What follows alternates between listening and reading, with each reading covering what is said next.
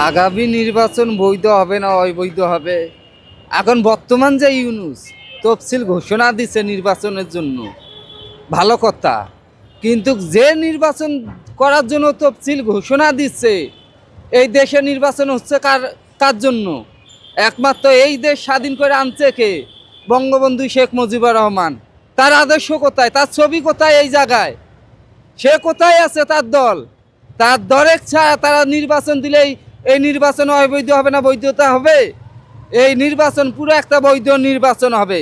কেউ খাবে কেউ খাবে না, তা কখনো এই বাংলার মাটিতে হবে না। বাংলার মাটিতে নির্বাচন হতে হলে বঙ্গবন্ধু শেখ মুজিবুর রহমানের নিয়ে নির্বাচন করতে হবে। তার জন্য এই সোনার বাংলা তৈরি হয়েছে। তা বাদ দিয়ে তারা কিভাবে নির্বাচন করে এই বাংলার মাটি, আমরা জানতে চাই। আওয়ামী লীগকে নিষিদ্ধ করার জন্য ডক্টর ইউনূসকে, বর্তমান আওয়ামী লীগ যদি নিষিদ্ধ করে, তাই একমাত্র জনগণ করবে। এই জনগণের অধিকার আছে নিষিদ্ধ করা। কোনো জনগণ আওয়ামী লীগ নিষিদ্ধ করে নাই। তারা একটা প্রতারণা করে, একটা দেশে জঙ্গলি হামলা করে তারা আওয়ামী লীগ নিষিদ্ধ করবে, এটা জনগণ মেনে নিবে?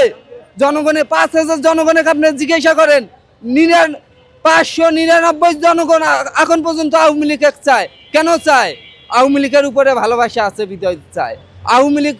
আওয়ামী লীগ সরকার গরিবের পাশে আছে বিধায় আওয়ামী লীগ চায়। আওয়ামী লীগ ভালো কিছু করছে বিধায় আওয়ামী লীগ চায়, অন্য কোনো দলে চায় না কেন?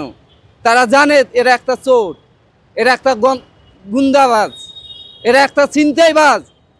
মানুষ জনগণ ভালো করেই বুঝে। তার জন্য গরিবের জন্য একমাত্র আওয়ামী লীগই ভালো আসছিল।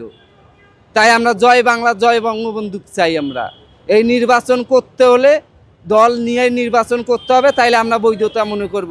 যদি এই নির্বাচনে যদি আওয়ামী লীগের কোনো নেতাকর্মী জেলে পুরা নির্বাচন করে, তাহলে এটা পুরো একটা অবৈধ নির্বাচন হবে।